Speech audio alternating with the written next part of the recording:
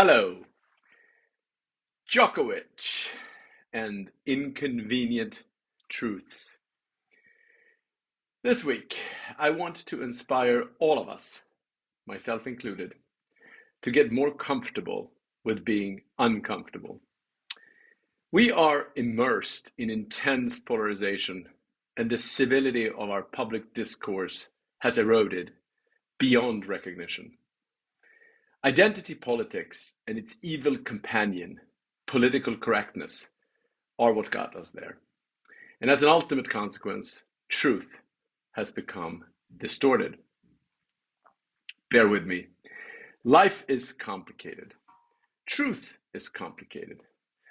But these days, truth is treated differently, as if it has clear borders that define it unilaterally. Wouldn't that be convenient? But in reality, every decision that we need to contemplate and process can't fit neatly into that clean and simple narrative of reality.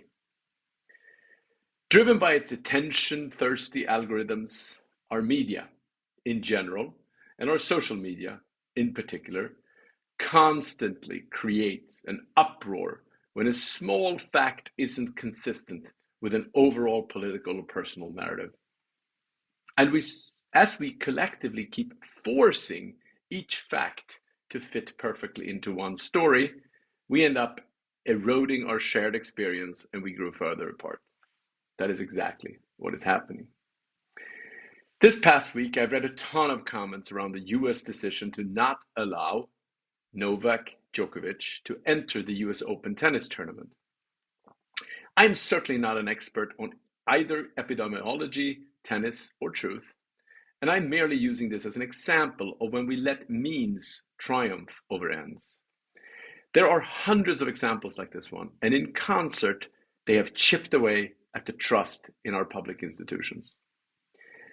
I will post below the most thoughtful post I've read so far about why Djokovic's decision is completely at odds with our scientifically stated objectives, as well as any concern for public health. There has been much written about it. In fact, I've struggled to find any compelling pieces in support of the decision. If you have, please share them.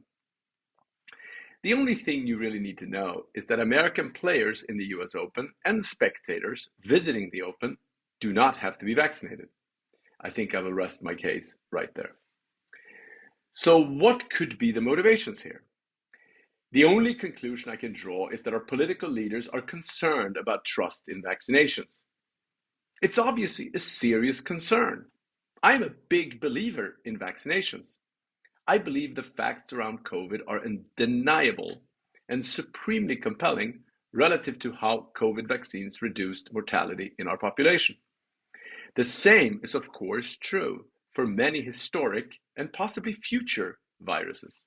Vaccinations are a critical tool to keep large populations healthy, perhaps the most critical. But in this case, we are being inconsistent. We don't treat all people the same. By not allowing him to play in this tournament, we are not protecting the health or the public. This is not April 2020. We know more now. We also know that as a professional athlete, Djokovic is most likely at lower risk for severe illness than the average population. But the main purpose of broad-based rules like these is to protect the American public. And this rule does not meet that standard, period. And I don't want to overdo the Djokovic example because every single day we hear examples of institutional leaders afraid of saying what most people know over concern of being accused of not sticking to the party line. There are too many examples to mention, but I will give you two recent ones. The first one hits very close to home for me. I've been committed for over 30 years to more of a stakeholder form of capitalism.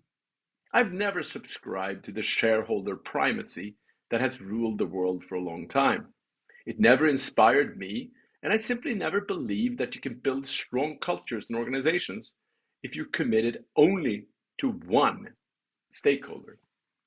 Any company that wants to be successful in the long term must have strong and deep connections with its core constituents, customers, employees, communities, and shareholders.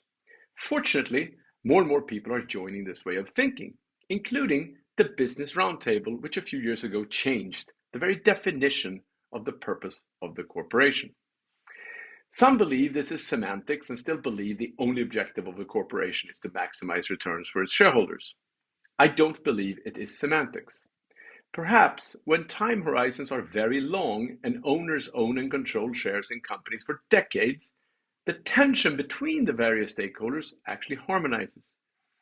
But in today's short-term world, when stocks are held for months, not even years, let alone decades, the conflicts between the interest of one stakeholder are in stark contrast with the interest of another. Obviously, we have a lot of work to do on how better to manifest this shift in purpose. Today, there are vibrant debates around how to do exactly that.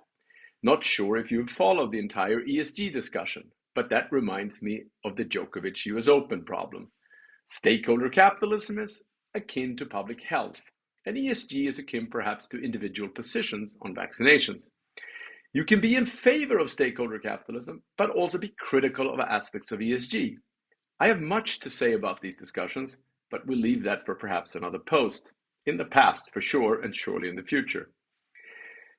Perhaps not allowing Djokovic to play in the US Open is a bit like when Tesla was removed from a key ESG index. While I don't have the exact details there, at face value, it is impossible to reconcile how indexes targeting more environmentally sustainable practices can include Exxon while removing Tesla. It's form over substance. I fear some form of optics orthodoxy that erodes so much of trust in what the rules themselves are trying to promote. In this case, the result is that many are reversing their commitments to stakeholder capitalism and hence throwing out the baby with the bathwater. One last well-known example, the recent Inflation Reduction Act that was passed a few weeks ago.